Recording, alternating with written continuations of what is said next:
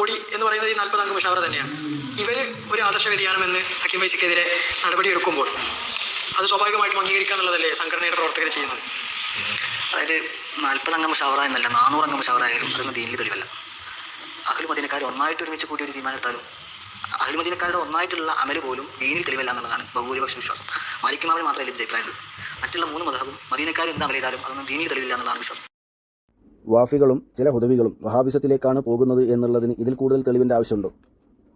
ഇസ്ലാമിൻ്റെ പ്രമാണങ്ങൾ ഖുർആനും സുന്നത്തും ഇജ്മാവും ഖിയാസുമാണ് എന്നുള്ള കാര്യത്തിൽ ആർക്കാണ് തർക്കമുള്ളത്?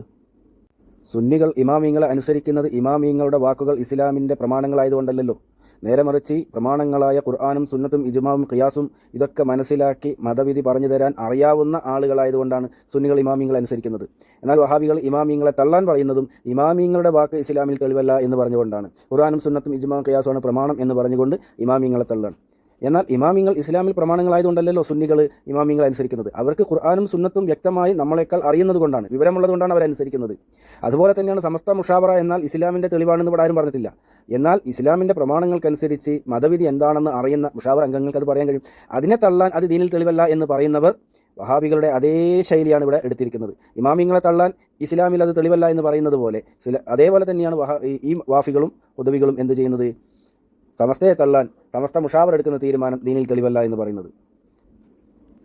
ഇമാമിങ്ങൾ ദീനിൽ തെളിവല്ല എന്ന് പറഞ്ഞുകൊണ്ടാണ് വഹാബികൾ അവർക്ക് തോന്നിയത് വിളിച്ചു പറയുന്നത്.